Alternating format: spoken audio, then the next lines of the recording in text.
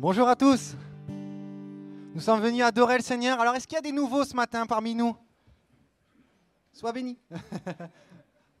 Voilà, sois la bienvenue au milieu de nous. Est-ce qu'il y a encore d'autres nouveaux? Sois bienvenue. Est-ce qu'on pourrait leur souhaiter la bienvenue, s'il vous plaît? Alors, je vois des nouveaux, mais je vois aussi des personnes qui nous visitent. Ça va, Sébastien? Voilà, on va se réjouir ensemble. Vous voulez réjouir le Seigneur ce matin? Oui? Oui? On pourrait se lever ensemble? Voilà, je pense qu'on a énormément de choses à... Comment je vais dire? On a beaucoup de choses pour dire merci au Seigneur ce matin. Voilà, il y a beaucoup de... Le Seigneur nous a bénis de multiples façons. Et encore ce matin, moi, je veux lui dire merci. Voilà, j'avais l'occasion de parler ce matin à des sœurs et dire, je suis réjoui, le Seigneur m'a répondu à ma prière, il m'a béni encore. Alors j'ai dit, c'est bien, ce matin, tu vas pouvoir louer le Seigneur. Voilà, parce qu'il t'a béni, parce qu'encore cette semaine, voilà, il a répondu à ta prière. Alors on prend ce premier chant qui dit, laissons entrer le roi de gloire au milieu de nous ce matin. Amen.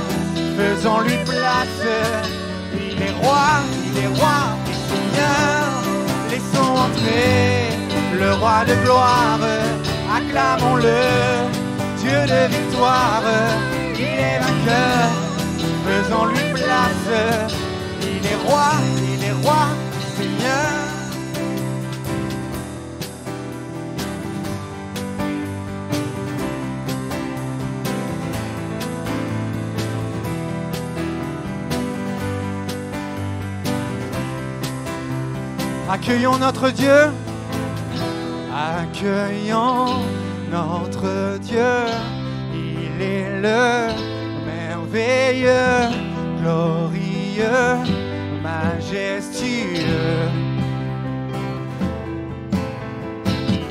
Accueillons notre Dieu, il est le merveilleux, glorieux, majestueux. Laissons entrer le roi de gloire, acclamons-le, Dieu de victoire, il est vainqueur, faisons-lui place, il est roi, Seigneur. Laissons entrer le roi de gloire, acclamons-le, Dieu de victoire, il est vainqueur, faisons-lui place. Il est roi, et Seigneur.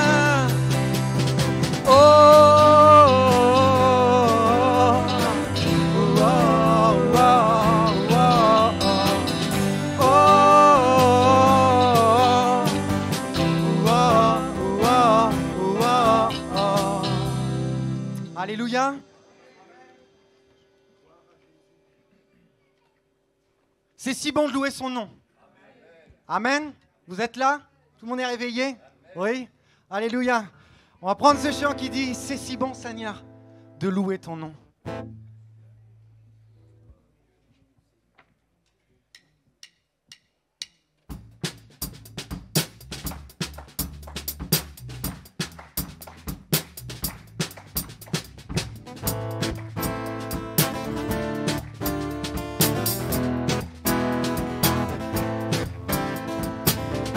C'est si bon de louer son nom, de chanter des louanges de gloire à son saint nom, de proclamer sa fidélité chaque jour infini. C'est si bon de louer son nom, de chanter des louanges de gloire à son saint nom, de proclamer sa fidélité chaque jour. La la la la la la la la la la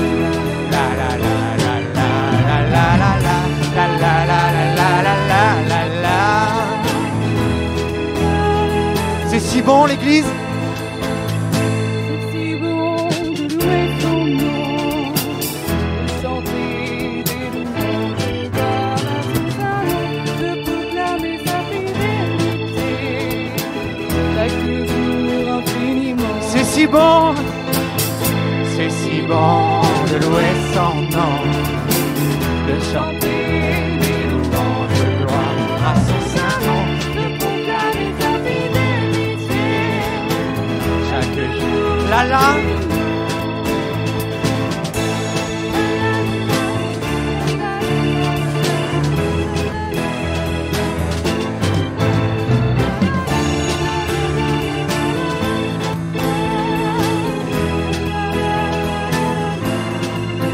Il y a de la joie dans la maison de mon père, il y a de la joie.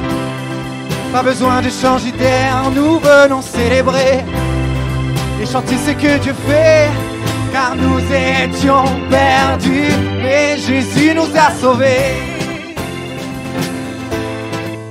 Il y a de la joie dans la maison de mon père, il y a de la joie.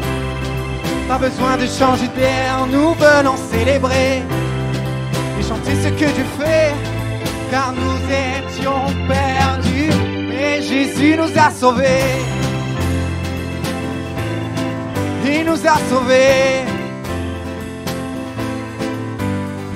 La la la la la la la la la la la la la la la la la.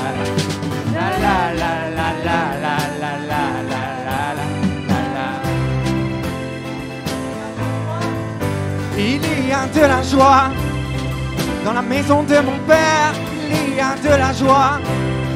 Pas besoin de changer d'air, nous venons célébrer et chanter ce que Dieu fait, car nous étions perdus, mais Jésus nous a sauvés.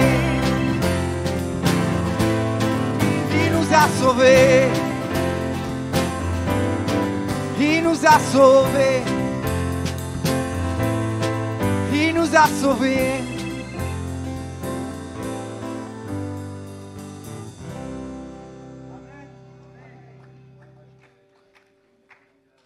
Jésus nous a sauvés. Amen. Et il sauve encore aujourd'hui. Et beaucoup doivent encore être sauvés par Jésus. Alléluia. Et nous sommes des messagers autour de nous. Et on va prendre ce chant. Je ne sais pas si vous le connaissez, on va l'apprendre ensemble. Tout le monde est OK pour apprendre un chant? Oui. Alors on va chanter ce chant qui dit « Dieu, tu combats pour nous. Tu es avec nous. Tu as triomphé. Oui, tu as triomphé. Rien ne peut nous troubler ou nous ébranler. Jésus. » J'ai pas entendu. Jésus? Amen. Jésus est là, au milieu de nous. Il est avec nous. Amen. On va prendre ce chant. On va l'apprendre ensemble.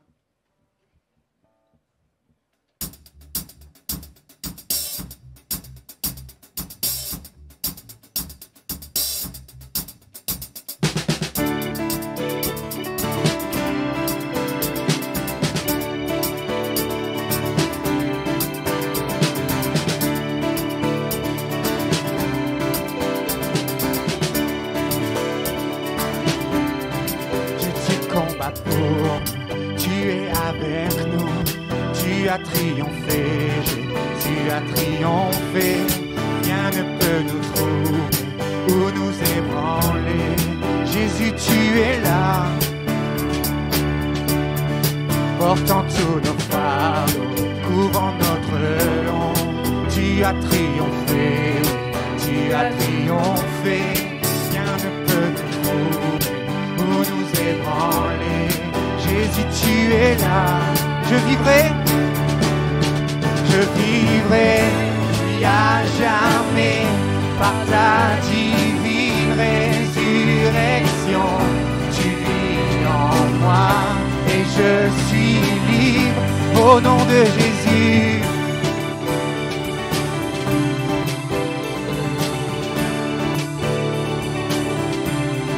Portant tous nos fardeaux, couvrant notre honte. Tu as triomphé, tu as triomphé. Rien ne peut nous trouver ou nous ébranler. Jésus, tu es là. Je vivrai,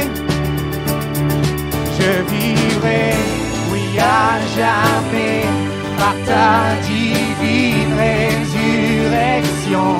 Tu vis en moi et je suis libre au nom de Jésus.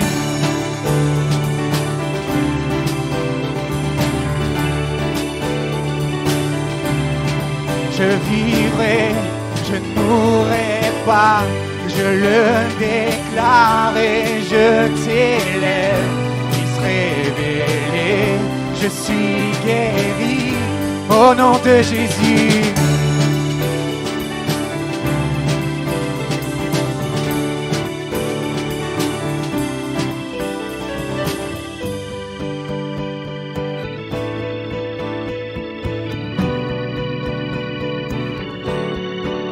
Seigneur, combat pour nous, l'ennemi est vaincu, le peuple de Dieu pousse des cris de joie, alléluia. Oui, Dieu combat pour nous, repoussant les ténèbres, révélant le royaume qui ne peut être ébranlé. Oui, au nom de Jésus, l'ennemi est vaincu, poussant les cris de joie, cris de Dieu combat. Oui, Dieu combat pour nous, repoussant les ténèbres, révélant le royaume qui ne peut être ébranlé. Oui, au nom de Jésus, l'ennemi est vaincu, poussant des cris de joie, cris de joie. Je vivrai, je ne mourrai pas, la puissance de la résurrection, il vit en moi et je suis libre au nom de Jésus.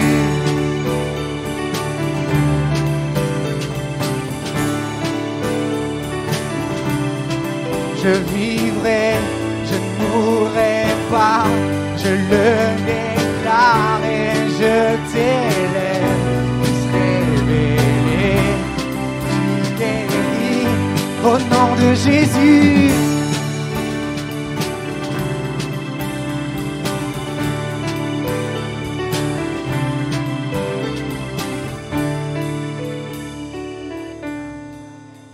Amen. Voilà, ce chant, il donne ça. On va le reprendre plusieurs dimanches. Voilà, dès que je ferai chanter, je le reprendrai pour qu'on l'apprenne ensemble. Et, ce chant n'est pas qu'un chant. Il doit être vécu.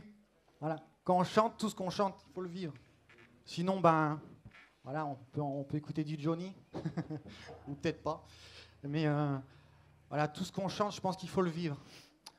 Dieu, tu combats pour moi. Jour après jour. Et jour après jour, Seigneur, je veux compter sur ta grâce. Voilà, certaines fois, les montagnes sont tellement hautes, je n'arrive même plus à voir le ciel. Voilà. Mais Seigneur, je veux compter sur ta grâce. Je veux compter sur toi. Le peuple de Dieu compte sur son Dieu. Amen. Vous connaissez plus ce chant qui dit louer Adonai. On va louer ensemble Adonai. Amen.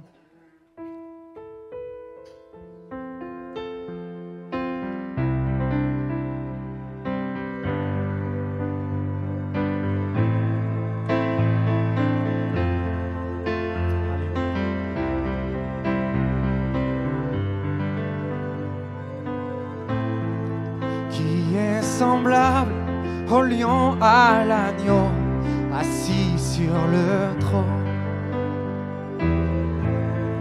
Les monts s'inclinent, l'océan rugit devant le Seigneur. Louez Adonai, du lever du soleil jusqu'à la fin du jour. Louez Adonai, toutes les nations du monde, tous les anges et tous les saints te louent.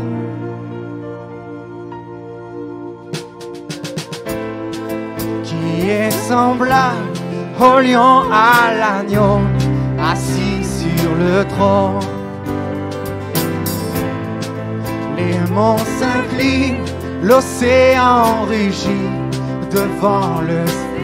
Louons Adonai, louez Adonai, du lever du soleil jusqu'à la fin du jour.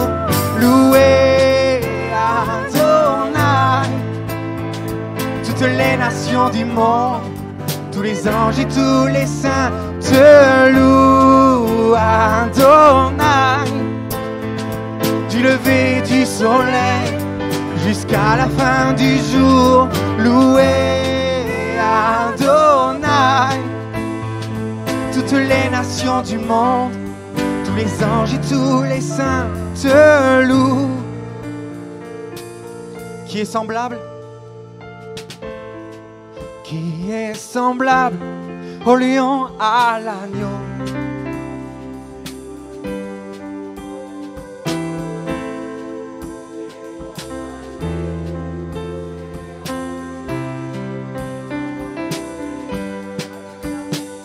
Louez Adonai, du lever du soleil jusqu'à la fin du jour. Louez Adonai, toutes les nations du monde, tous les anges et tous les saints te louent.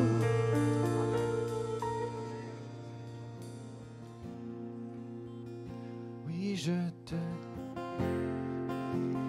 et je me prosterne, je veux proclamer ta majesté. Dans ton éclat, tout est admirable. Que tu es si grand pour moi. Oui, je te célèbre.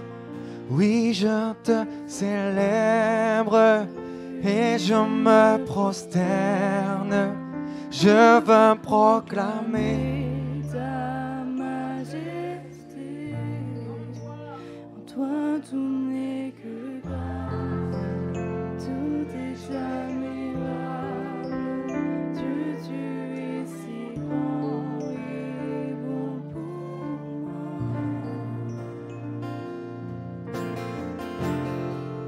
toi la lumière.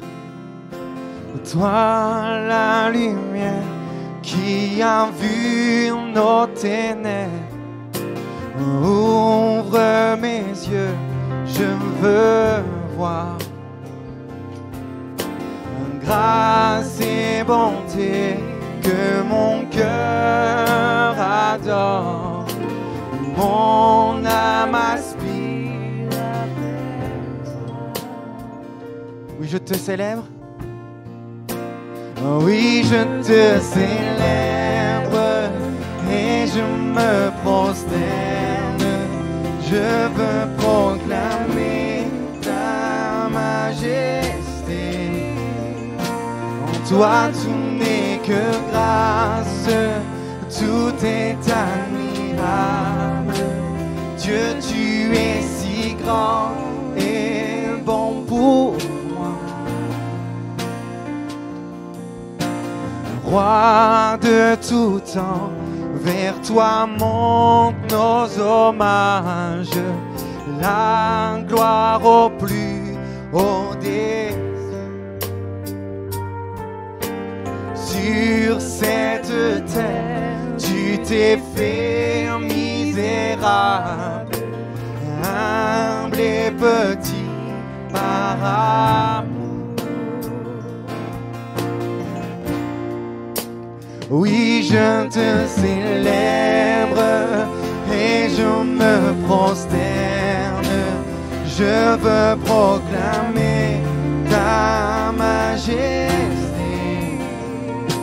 En toi tout n'est que grâce, tout est admirable. Dieu, tu es si grand et bon pour moi.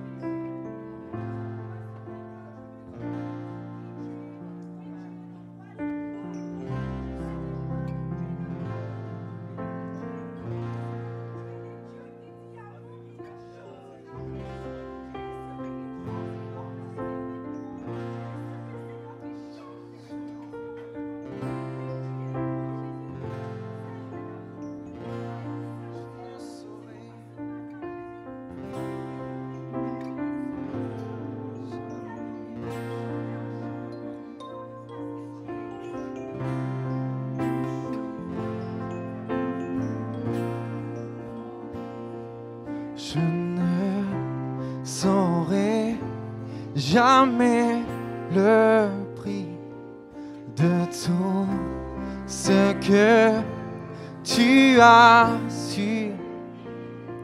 Je ne saurai jamais le prix de tout ce que tu as. Je ne saurai. Je ne saurai jamais le prix de tout ce que tu as. Oui, je te célèbre. Oui, je te célèbre et je me prosterne. Je veux proclamer ta majesté. En toi tout n'est que grâce, tout est admirable. Dieu, tu es si grand et bon pour moi.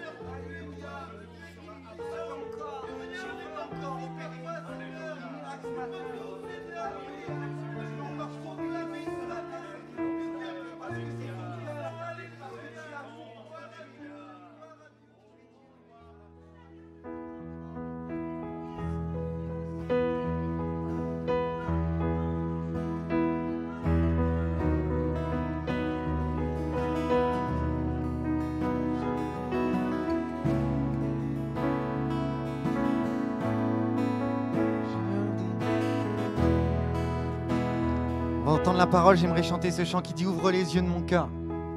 Et peut-être tu es là pour la première fois ou tu as besoin de rencontrer le Seigneur ce matin. Voilà. Qui que tu sois, chaque être humain sur cette terre a besoin de rencontrer son Dieu. Et ce matin, je crois de tout mon cœur, il veut te rencontrer. Alors tu peux tout simplement, si tu n'as pas, souvent on n'a pas les mots, tu peux chanter ce chant qui dit « Seigneur, ce matin, viens ouvrir les yeux de mon cœur. Rentre dans mon cœur. Je t'ouvre la porte. Viens y faire ta demeure. Viens, Seigneur, changer en moi tout ce qu'il faut changer. Seigneur, viens prendre la place dans ma vie. » Fais cette prière de tout ton cœur et tu verras. Jésus va changer ta vie et ton existence. Et si je le dis, c'est parce que je l'ai vécu.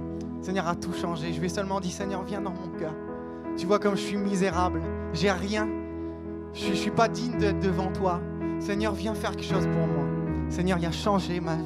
Il a ouvert mes yeux, il m'a donné une espérance. Il a donné un sens à ma vie. Et je le loue encore aujourd'hui de tout mon cœur pour cela. On va prendre ce chant. On peut se lever ensemble. Ouvre, Seigneur, les yeux de mon cœur. Ouvre les yeux. Et peut-être que ça fait 30 ans que tu crois en Seigneur. Mais tu es comme sec. Toi aussi ce matin, tu peux chanter. Ouvre les yeux de mon cœur. Viens tout à nouveau, Seigneur, remplir ma vie. Viens tout à nouveau remplir mon cœur.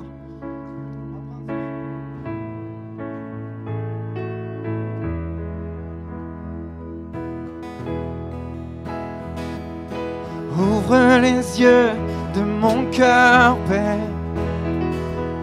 Ouvre les yeux de mon cœur. Je désire te voir. Je désire te voir. Ouvre les yeux de mon cœur, Père. Ouvre les yeux de mon cœur. Je désire te voir. Je désire te... Il est élevé. Élevé au plus haut des cieux, rayonnant de l'éclat de ta gloire. Répands ton amour, ta foi, alors que nous chantons Tu es saint. Et on va chanter Tu es saint.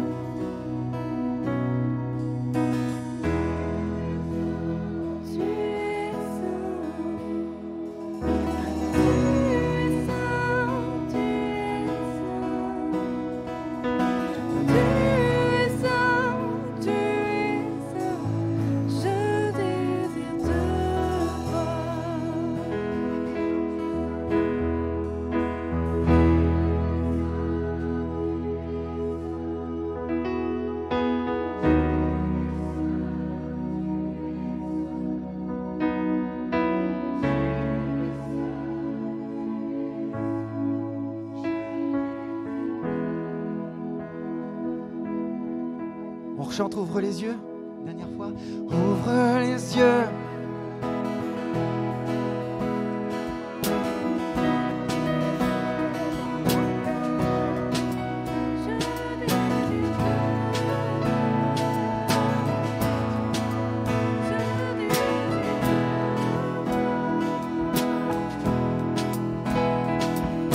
Ouvre les yeux de mon cœur, Père.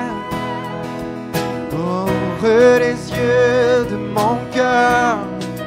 Je désire te voir. Je désire te élever. Élever au plus haut des cieux, rayonnant de l'éclat de ta gloire. Répands ton amour, ta force, alors que nous chantons Tu es saint.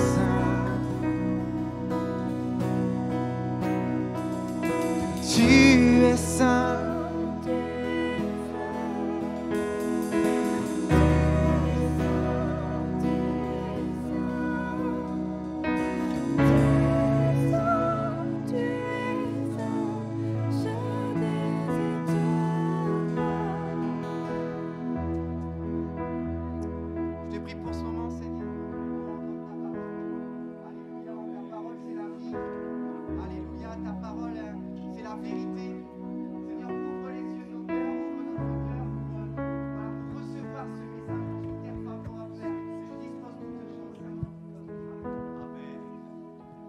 Gloire à Dieu, alléluia.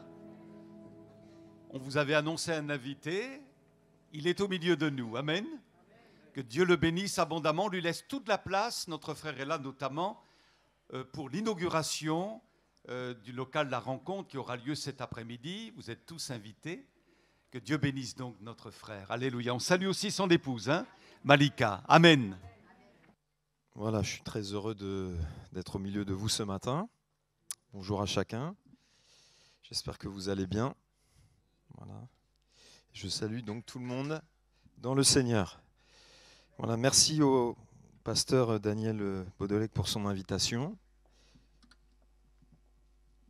Hop, pour pas que ça tombe. Voilà. Donc il m'a demandé un petit peu d'intervenir en rapport avec l'inauguration de la rencontre. Chose que je vais faire, mais au travers de la prédication.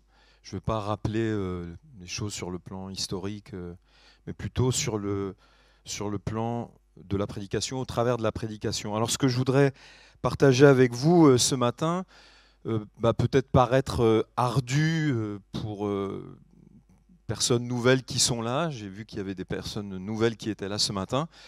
Ardu, difficile. Mais je voudrais vous encourager, même peut-être pour vous qui êtes chrétiens, nés de nouveau, à peut-être creuser le sujet, à réfléchir sur le sujet avec votre pasteur, si c'est son désir. Voilà, il y a un PowerPoint qui va être affiché. C'est bon ? Ok.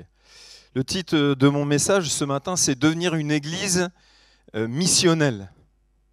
Alors peut-être que déjà vous tiquez, parce que peut-être que certains vont me dire en fait tu t'es trompé, c'est pas missionnel, c'est missionnaire. J'ai abordé ce sujet avec l'église de Pézenas et en fait je me suis aperçu qu'ils ne connaissaient pas ce terme. Et peut-être que ce matin vous ne le connaissez pas non plus. Missionnel, missionnaire, c'est quoi la différence ?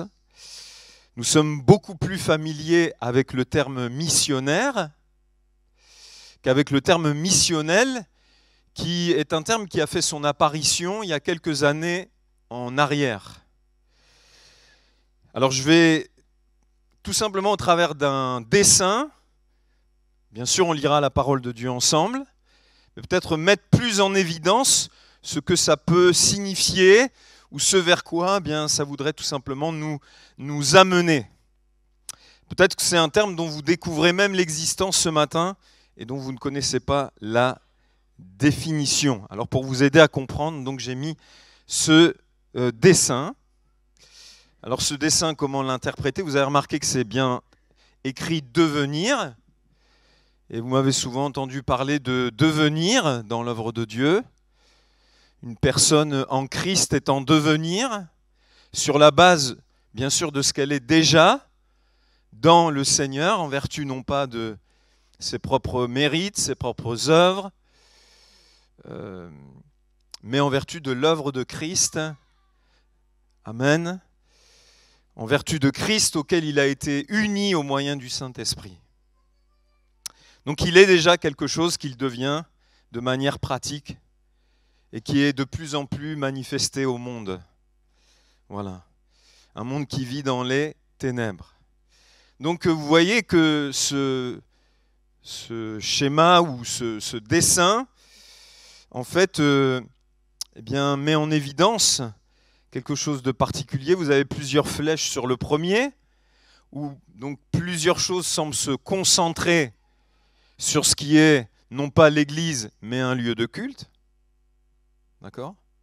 Et à côté, vous avez, puisque c'est ce qui nous intéresse ce matin, l'église, un groupe de personnes, mais un groupe de personnes qui ici est l'église, et qui au lieu d'être animé, semble-t-il, d'une force centripète et centrifuge. Centripète, c'est quoi ? On va réviser. Centripète, c'est à l'intérieur. Centrifuge, c'est pour diffuser. Donc, qui semble animé d'une force centrifuge, qui est finalement comme dispersée, bien que formant un groupe. Maintenant, on va lire un texte dans Jean 17. Jean chapitre 17.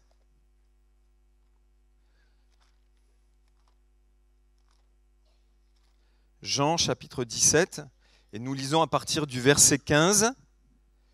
Jean chapitre 17, à partir du verset 15. Je ne te prie pas de les ôter du monde, mais de les préserver du mal. Ils ne sont pas du monde, comme moi, je ne suis pas du monde. Sanctifie-les par ta vérité, ta parole est la vérité. Comme tu m'as envoyé dans le monde, je les ai aussi envoyés dans le monde, et je me sanctifie moi-même pour eux, afin qu'eux aussi soient sanctifiés par la vérité. Ce n'est pas pour eux seulement que je prie, mais encore pour ceux qui croiront en moi par leur parole, afin que tous soient un, comme toi, Père, tu es en moi et comme je suis en toi, afin qu'eux aussi soient un en nous, pour que le monde croie que tu m'as envoyé. Amen. Donc ces paroles du Seigneur, vous le savez sûrement si vous êtes habitué à lire la Bible, elles font partie de la prière sacerdotale, dite sacerdotale, où Jésus se présente à la fois comme le souverain sacrificateur et aussi comme finalement l'offrande faite à Dieu, offrande dont nous savons que c'est le sacrifice de sa vie. Alors c'est une prière qui, je crois, peut être une source d'inspiration aujourd'hui, même encore pour nous, pour nos propres prières en faveur de l'Église et des croyants. Là, on en a lu juste une portion. Vous pourrez la relire dans son intégralité chez vous. Elle peut représenter, je répète, une source d'inspiration pour nos prières en faveur de l'Église et des croyants qui la composent. Et comme Jésus était toujours exaucé, il dira « Je sais que tu m'exauces toujours ». C'est une prière qui ne peut être qu'exaucée. Qu'est-ce que Jésus a dit ? « Je sais que tu m'exauces toujours ». Et cette prière du Seigneur, elle a été exaucée, elle sera encore exaucée. Amen. Mais je crois aussi que c'est une sorte de testament spirituel. Parce que le contexte dans lequel Jésus prononce ces paroles, c'est un contexte où il fait suite à son discours entre guillemets d'adieu et le lavement des pieds. Et on découvre au travers de cette prière finalement l'intention de Dieu pour nous en tant que disciples de Jésus-Christ. Je répète, on découvre dans cette prière l'intention de Dieu pour nous en tant que disciples de Jésus-Christ. Et je crois que normalement, ce qui déclenche l'intérêt d'un croyant, d'un disciple de Jésus, c'est l'intention de Dieu pour lui et pour son Église. Alors tout d'abord, il y a un cadre. Et ce cadre, il est dit au verset 15, « Je ne te prie pas de les ôter du monde. » Tout simple. Le désir de Dieu pour nous en tant que disciples de Jésus-Christ n'est pas de nous soustraire à la vie dans le monde ou à la vie de ce monde. Une remarque qui se veut une parenthèse, mais qui, à mon avis, est importante, et notez bien ceci, parce que c'est vraiment important. Eh bien, le Seigneur, lui, prie pour qu'il ne soit pas ôté du monde, bien que sachant toute l'opposition auquel ces mêmes disciples devraient faire face, ainsi que l'Église. Et je vous en cite quelques-unes. Jean 15, 18. « Si le monde vous hait, sachant qu'il m'a haï avant vous. » Jean 16, 33. « Vous aurez des tribulations dans le monde. » Matthieu 10, je crois. « Je vous envoie comme des brebis. » Mais quel bon berger enverrait ses brebis au milieu des loups si elle savait qu'elle courait un risque?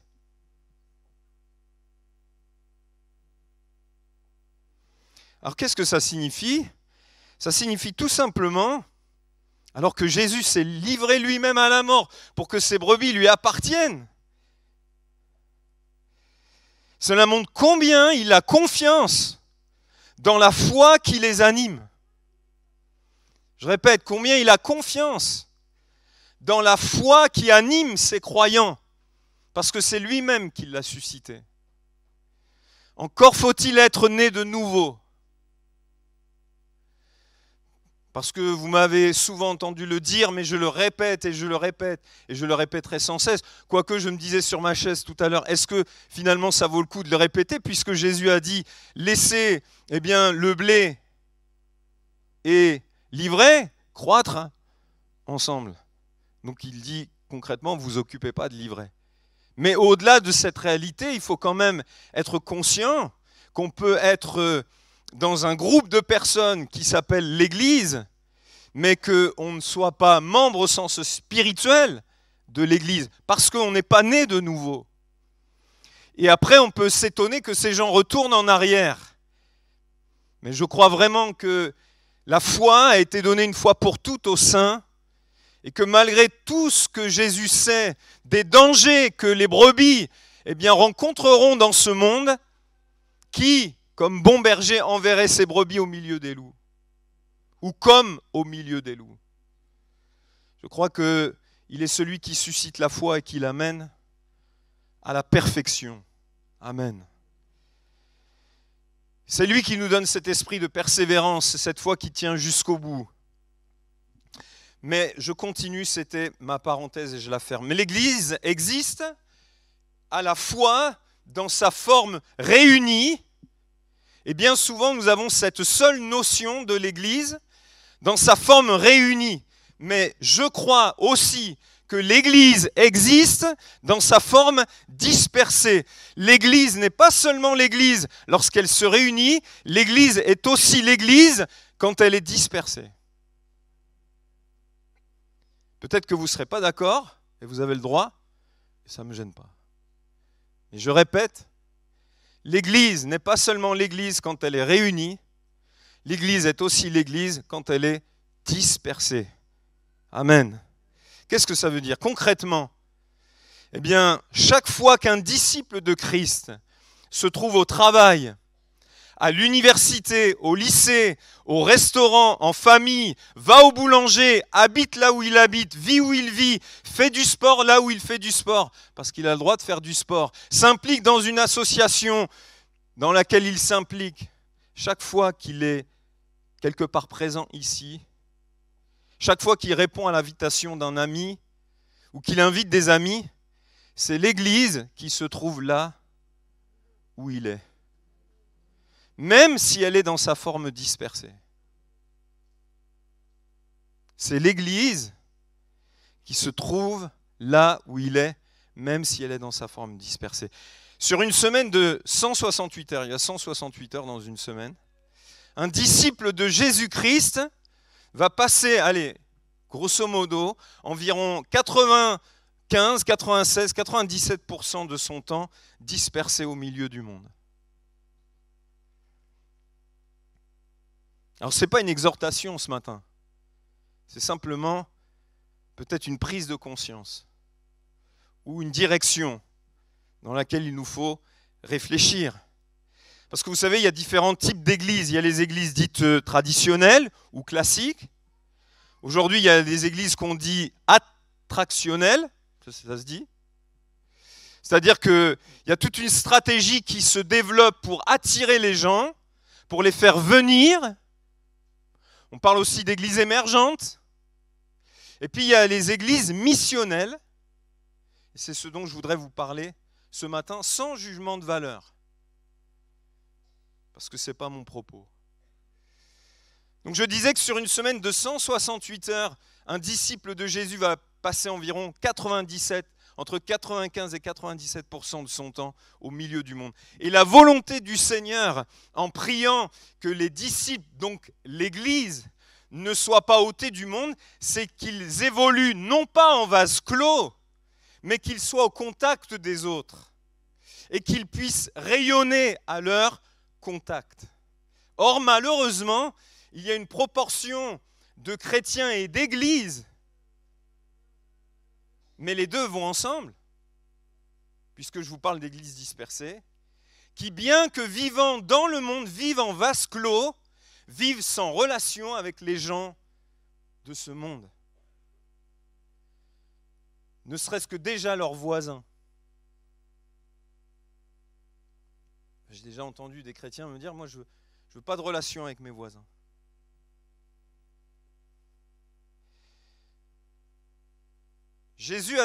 Paul dit dans 1 Corinthiens 15, 5, 9, alors bien sûr c'est dans un contexte qu'il le dit, mais de ce contexte, et là je fais une deuxième parenthèse, vraiment de plus en plus, et même beaucoup de prédicateurs utilisent des textes en dehors de leur contexte pour faire dire à la Bible ce qu'elle ne dit pas, pour des fois culpabiliser les gens.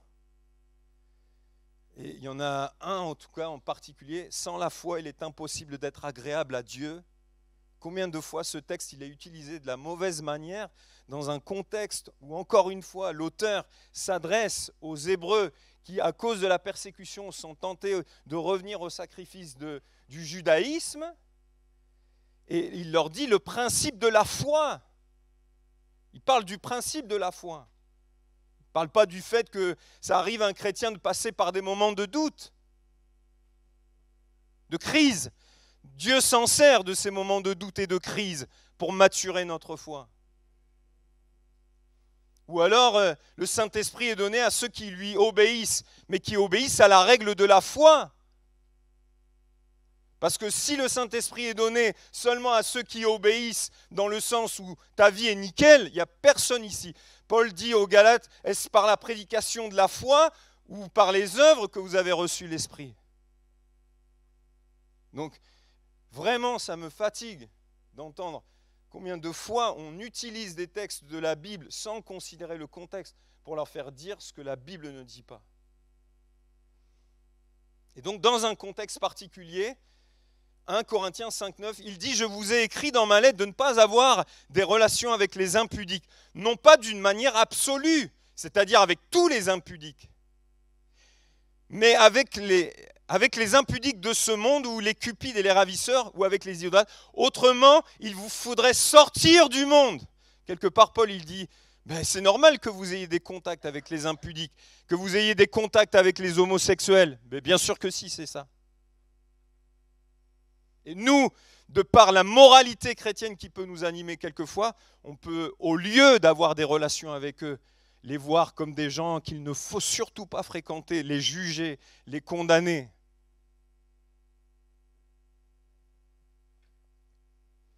Paul dit ici que c'est avec ceux qui se nomment frères et qui vivent dans la pudicité et qui ne changent pas, qui persévèrent dans leurs péchés.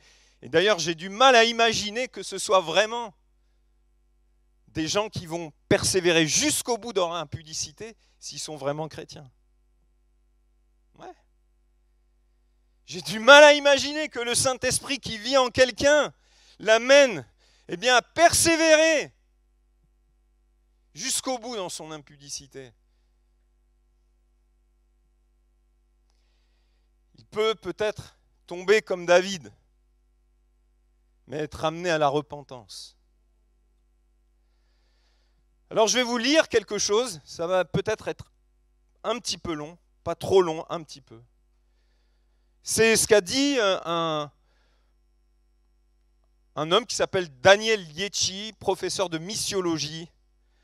Donc entre parenthèses, ça veut dire évangélisation et implantation d'église à la faculté de Vaux-sur-Seine, faculté évangélique, rassurez-vous. Il a dit ceci, et je vais aller tout doucement pour que nous comprenions vraiment son propos. Trop d'églises, vous me pardonnerez si j'ai fait des fautes d'orthographe en recopiant, parce que j'ai recopié, trop d'églises se sont éloignées de la société, sont devenues transparentes, inaudibles et peu crédibles. L'évangélisation classique, événementielle, à contact froid, où des inconnus parlent à d'autres inconnus, ne porte plus guère de fruits durables. Il ne dit pas que cela n'en porte plus. Il dit ne porte plus de fruits, porte plus guère de fruits durables. Ça va, vous comprenez jusqu'à maintenant les mots? C'est pas difficile. S'il y en a qui sont un peu difficiles, j'essaierai de vous donner la définition. Ne porte plus guère de fruits durables. Ceci est assez logique, car en Occident et notamment en francophonie européenne, nous ne sommes plus en chrétienté. Certains parlent de d'une société post-chrétienne. Et c'est vrai que nous ne sommes plus en chrétienté. Ce type de culture est très prégnante il y a 40 ans. Ce type de culture encore très prégnante il y a 40 ans, donc en arrière, assurait en soi un cadre de confiance, condition indispensable pour que s'ouvrent les oreilles et les cœurs à l'évangile. Il est désormais indispensable de créer la confiance par le biais interpersonnel, donc l'interaction de personnes. En valorisant les relations humaines, dans sa sphère de vie, là où je vis. Et si cette situation était aussi une chance, afin de donner plus de consistance à notre vie de disciple et à notre présence dans le monde. Rappelons que le témoignage ne consiste pas tellement à faire quelque chose, mais à être.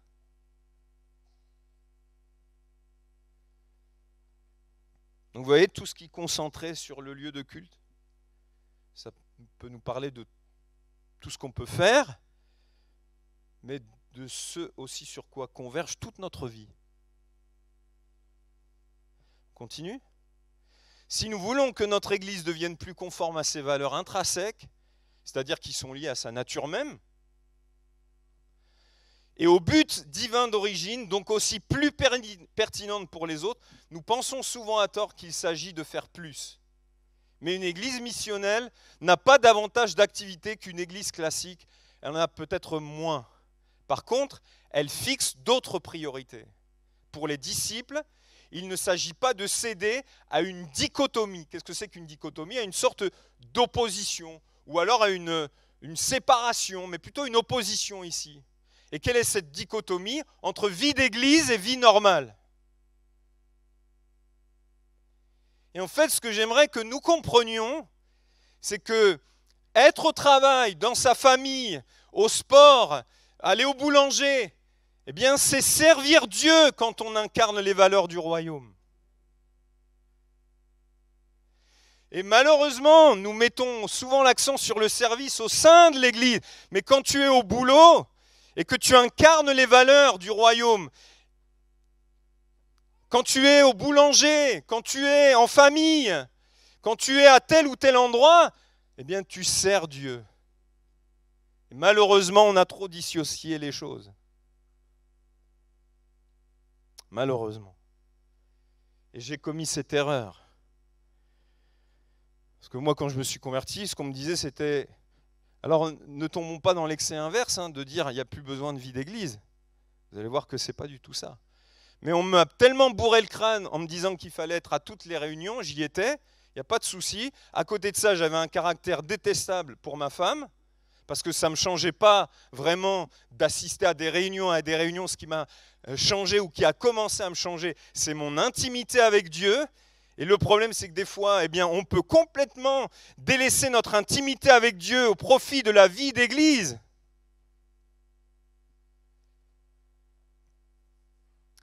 Donc cette dichotomie entre vie d'église et vie normale, les deux vont ensemble. À l'instar de la première communauté dans les Actes des Apôtres, une église missionnelle, c'est-à-dire comme cette première communauté, est consciente qu'elle ne forme pas une communauté seulement lorsqu'elle se réunit pendant quelques heures par semaine. Elle veut aussi expressément vivre la dimension communautaire lorsque ses membres sont en semaine dispersés dans le monde. La dimension spirituelle et les actions d'interdépendance, donc des membres du corps, qui découlent de cette prise de conscience, a des conséquences dynamisantes considérables. De cette prise de conscience, il parle.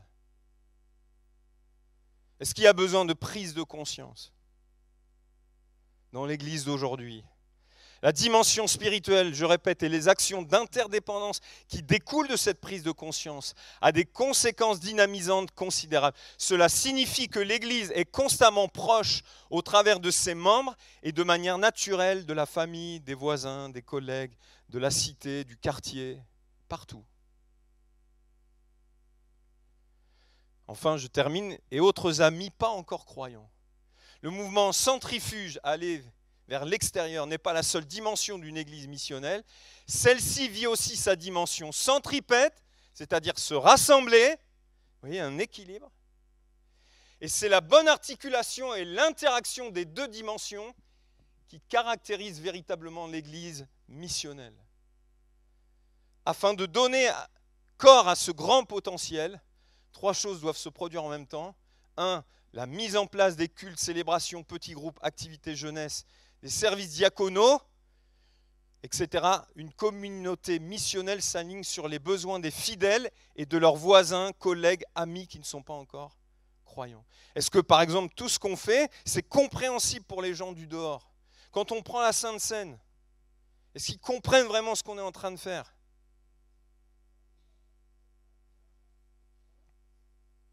Dieu donne à tous les disciples des dons naturels et charismes spirituels. Et encore une fois, on pense toujours que tous ces charismes et ces dons que le Seigneur fait aux disciples, c'est toujours dans l'Église que ça doit se manifester. Or, beaucoup de chrétiens ont un ministère que Dieu les appelle à exercer dans le monde, dans leur famille, sur leur lieu de travail, dans leur quartier, comme dans la maison à rencontre.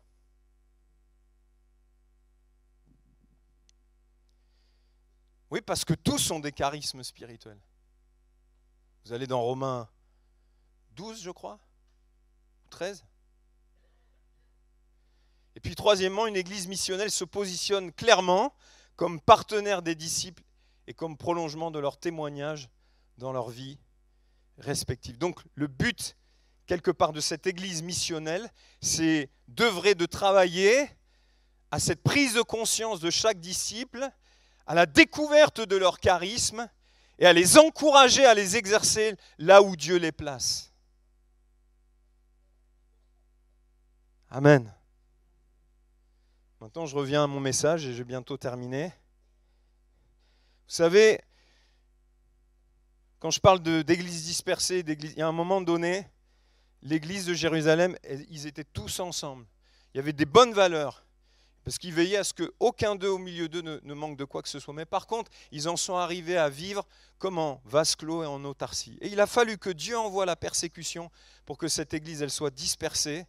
Et quand on parle d'évangélisation dans la Bible, jamais, ou très peu, ou rarement, ça nous parle d'un lieu.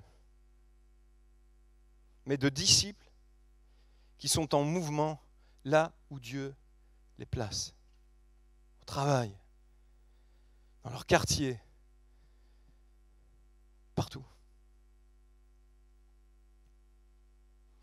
Maintenant, Dieu donne un statut à ses disciples dans le texte que nous avons lu. Les disciples n'appartiennent pas au monde.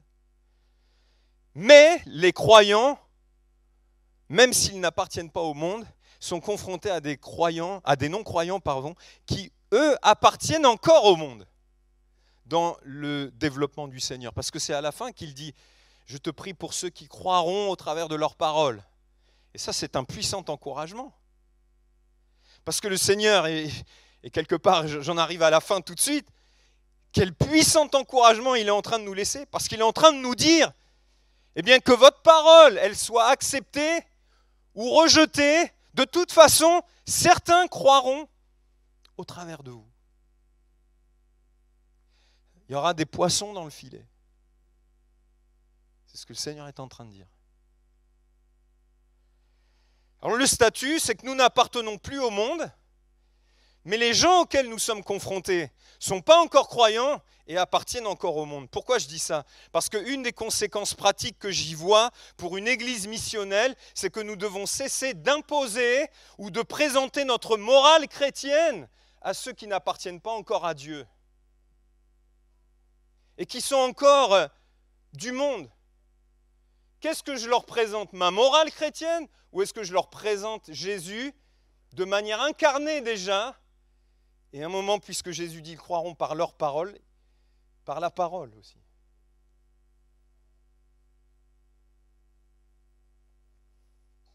C'est Jésus que nous devons leur présenter, après avoir pris soin, comme je l'ai dit précédemment, d'avoir établi une relation avec eux. J'ai fait le marché pendant 4 ans ici, je sais ce que c'est. Vous avez des gens qui acceptent de parler, mais demandez à Jackie, il y en a combien qui rejettent? Mais combien cette proportion pourrait être inversée si on créait une relation avec les gens? Mais cette relation, elle est possible que si nous ne faisons pas de dichotomie entre vie d'église et vie séculière, où le sacré et le divin, appelez-le comme vous voulez, ou entre le, je ne sais pas comment dire ça. Hier, je discutais avec mon épouse et elle me disait, mais il y a un moment où j'ai eu cette prise de conscience sur mon lieu de travail, qu'en fait, je servais Dieu sur ce lieu de travail. C'est Jésus que nous devons leur présenter après avoir pris soin, comme dit précédemment, d'avoir établi une relation avec eux, sauf exception. Ça m'est arrivé de voir des gens dans le train, dans l'avion. J'étais sûr, en prenant des gens en stop, que je ne les reverrais pas, ces gens-là. Et je saisis toujours l'occasion de leur présenter Christ. Pas de leur faire la morale, pas de leur dire « c'est pas bien ce que vous faites », mais de leur dire « eh bien, Jésus est la réponse à vos besoins ». Et votre besoin, c'est d'être connecté à Dieu.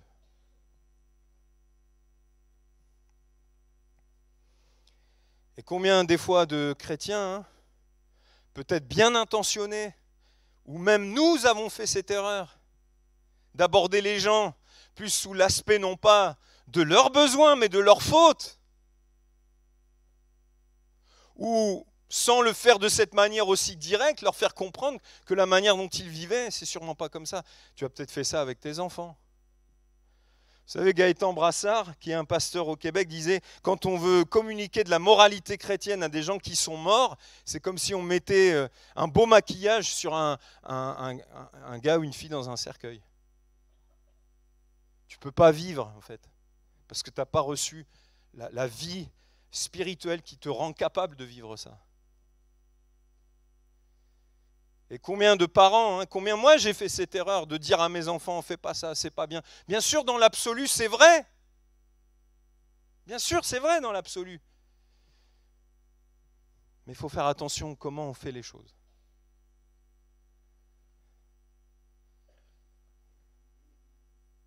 Donc je disais, avoir un partage authentique qui prend le temps d'écouter, et de questionner sans juger, pour simplement aimer en profondeur, et proposer Jésus comme réponse.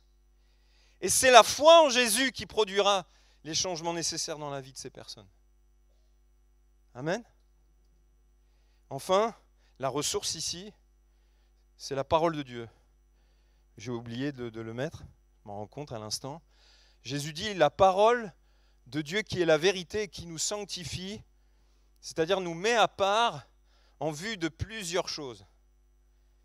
Donc nous sommes sanctifiés, mis à part, par l'Esprit, par la parole, en vue de plusieurs choses. Et le but ultime, Jésus le dit, de cette mise à part, c'est d'être sanctifié. Ça veut dire mis à part, mais le but de la sanctification, c'est d'incarner Christ dans notre quotidien. Le but de la sanctification, je répète, c'est d'incarner Christ dans notre quotidien. Tandis que nous argumentons sur diverses choses, ceux avec qui nous sommes en contact et qui sont du monde auront l'occasion, à travers de ce que nous sommes et devenons par les changements que la vérité opère en nous, de voir la différence et d'avoir peut-être, si Dieu les a choisis avant la fondation du monde, eh bien de venir à Christ. Je répète,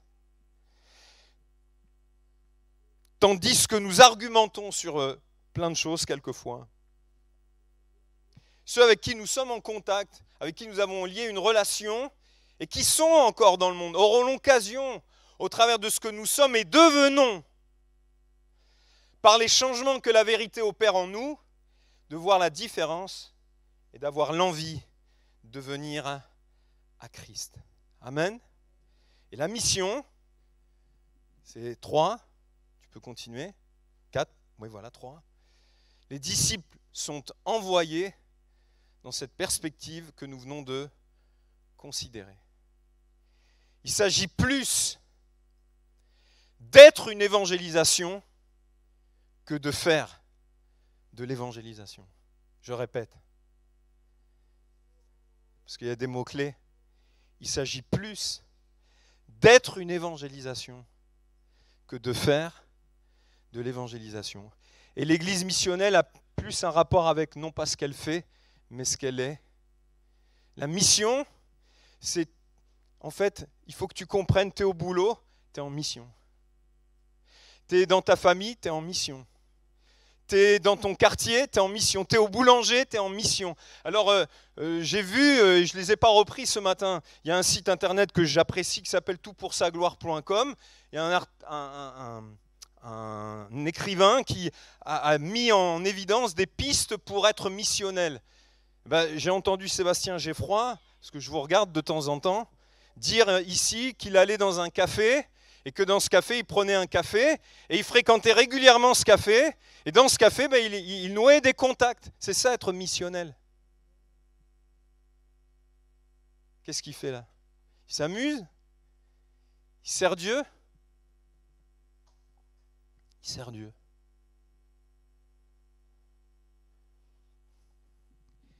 Je vous envoie, dit le Seigneur. Comme tu m'as envoyé, je les envoie. Il s'agit plus, non pas de faire de l'évangélisation dans la pensée de l'Église missionnelle, mais d'être là où nous sommes une évangélisation. Et enfin, et ça c'est l'espérance, parce que si vous vous souvenez bien, je vous disais, et je vous parlais souvent de la différence entre l'espoir et l'espérance, c'est quoi? Allez, on va voir si vous avez oublié. C'est quoi la différence entre l'espoir et l'espérance? Allez-y. L'espérance, c'est une certitude. Super. Donc Jésus, ce qu'il dit, c'est une certitude.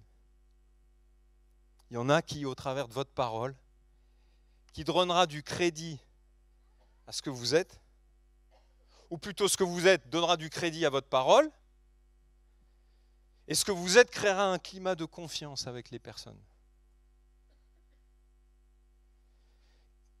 Quelle était cette force d'attraction que le Seigneur exerçait sur les prostituées, les gens de mauvaise vie? D'ailleurs, on l'appelait l'ami des pécheurs. J'aimerais tellement qu'on nous appelle tous, nous chrétiens, l'ami des pécheurs. Ouais. L'ami des pécheurs, l'ami des prostituées, l'ami des... Mais qu'est-ce qui exerçait cette force d'attraction sur ces gens? C'est ce qu'il faisait ou ce qu'il était? C'est ce qu'il était. Sauf que pour exercer une force d'attraction sur quelqu'un, il faut être en relation et en contact avec cette personne. Sinon, vous ne pouvez pas l'exercer. Et donc, il y a une espérance. La différence entre l'espoir et l'espérance, c'est que c'est deux formes d'attente. Mais il y en a une, elle est certaine. Tu peux attendre la guérison de ton mari, de ta femme, de ton fils, spirituellement, physiquement. Si Dieu te le dit vraiment, c'est plus un espoir, c'est une espérance. Abraham, il l'espérait contre toute espérance parce que son attente, elle s'appuyait sur ce que Dieu avait dit. Et donc c'était sûr que ça s'accomplirait. Nous vivons dans l'espérance du retour du Seigneur. Donc c'est sûr, Jésus va revenir. Et Jésus dit et nous laisse une merveilleuse espérance. Il dit que si nous mettons si nous vivons ces principes, je préfère parler de vivre ces principes, eh bien certains croiront au travers de leurs paroles. Amen. Certains croiront. Dans la ville d'Elbeuf, certains croiront. Dans ta famille, certains croiront. Amen. Certains croiront. Que Dieu soit béni. On va se recueillir et on va prier. Seigneur, tu nous donnes par ta parole et par ton esprit, eh bien, une intelligence que l'esprit de l'homme et le cœur de l'homme ne peut produire. Accorde-nous, comme les fils d'Issachar, d'avoir l'intelligence des temps dans lesquels nous sommes. Je crois que tu n'es jamais un Dieu figé. Je crois que tu es un Dieu non pas qui est en pleine évolution, mais qui fait évoluer des choses. Et en les faisant évoluer, elles sont en devenir. Et je te prie pour que nous devenions, non pas les églises que nous voulons être, mais les églises que toi tu veux nous faire quelque part devenir, ou que nous devenions l'église que tu poursuis que nous devenions. Donne-nous de l'intelligence comme les fils d'Issachar, des temps et la sagesse dont nous avons besoin. Et aussi de considérer le contexte dans lequel nous pouvons évoluer, vivre. Je prie qu'il y ait au travers de ce que peut-être j'ai partagé, si cela était nécessaire dans plusieurs cœurs, qu'il y ait une prise de conscience. Dans le nom de Jésus-Christ. Amen.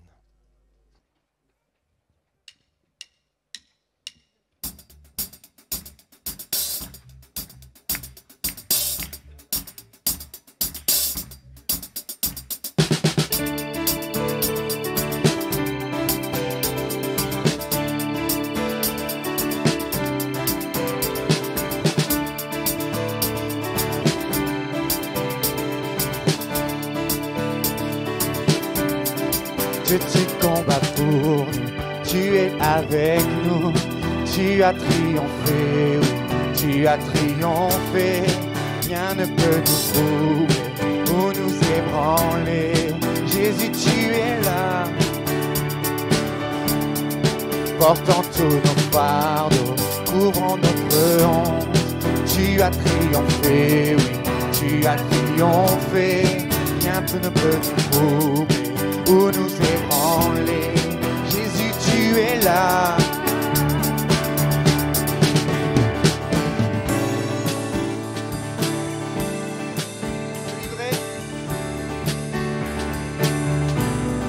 Je vivrai, oui, à jamais, par ta divine résurrection.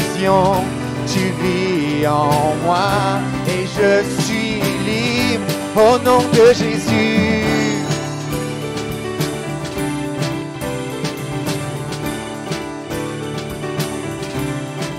Portant tous nos fardeaux, couvrant notre honte, tu as triomphé, oui, tu as triomphé, rien ne peut nous troubler ou nous ébranler. Jésus, tu es là, je vivrai,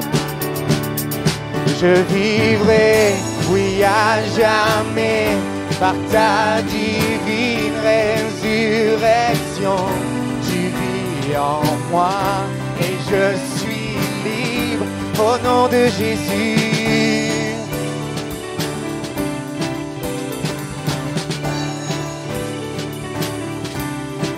Je vivrai, je ne mourrai pas, je le déclare et je t'élève. Tu vis, je suis guéri au nom de Jésus.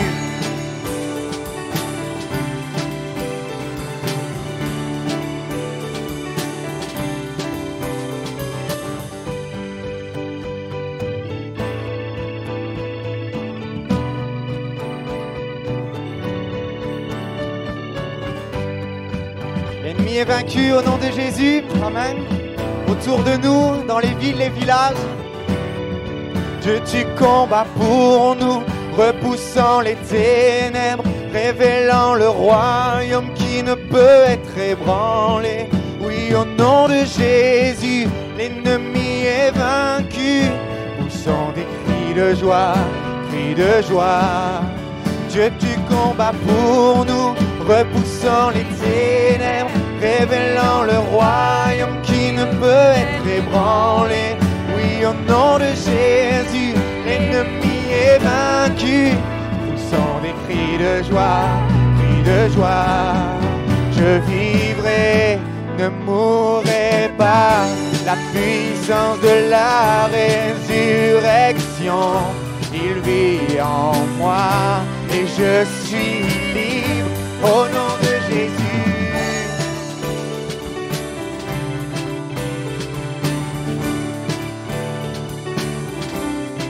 Je vivrai, je ne mourrai pas, je le déclare et je t'élève.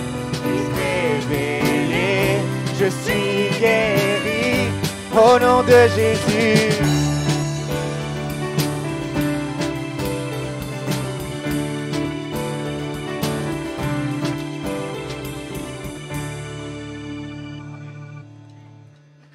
Gloire à Dieu.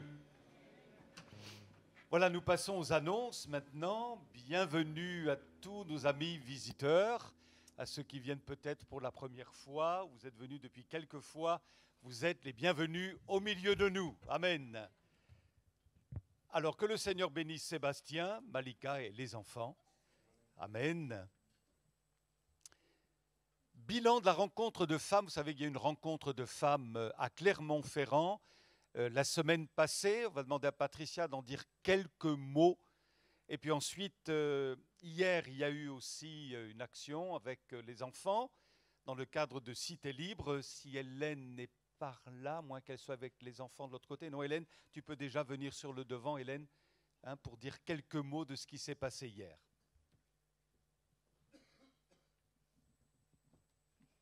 Voilà. Eh bien, nous nous sommes retrouvés à 80 femmes de la région normande, donc le week-end dernier à Clermont-Ferrand, autour de quelques thématiques dont je vais vous faire part. La première était rester dans le bateau avec Stéphanie Rieder. Il a été question des tempêtes traversées à cause d'un mauvais choix ou de la mauvaise décision de quelqu'un d'autre. Alors, quitter le bateau, eh bien, ce serait par exemple oser ne plus se battre dans la prière pour un conjoint, pour un enfant, une guérison. Quitter le bateau, c'est aussi quitter émotionnellement. Jeter l'éponge sur son mariage, par exemple. Voilà. Avec Andy Andrew, il a été question de veiller aux sources de notre cœur en disciplinant nos pensées, en confessant la parole, évidemment, sans cesse. Et puis, Maria Durso, elle, nous a fait entrer dans les promesses que Dieu nous a faites en étant de la généalogie d'Abraham. Avec elle encore, nous avons vu que les femmes doivent être rendues capables de former, de soigner, et la maturité spirituelle venant, de devenir des mentors pour qu'il n'y ait plus d'esprit d'orphelin dans l'Église. Voilà, en gros, les sujets qui ont été abordés.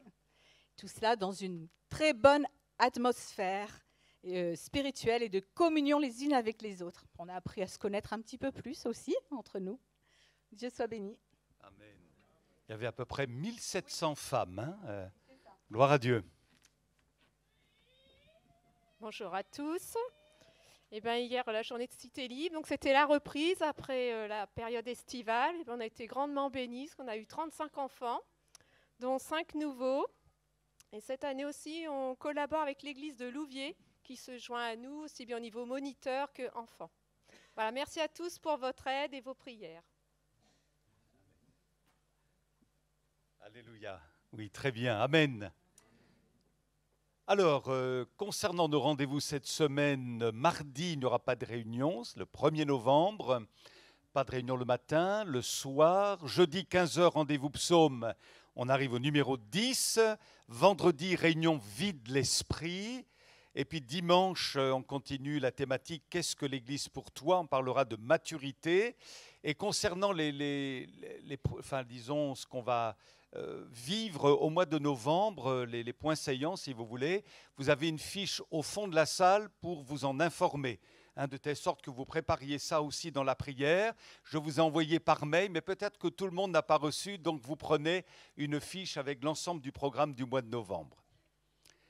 Voilà, on prie pour les jeunes, alléluia, les ados qui vont se retrouver, ainsi que pour les majeurs.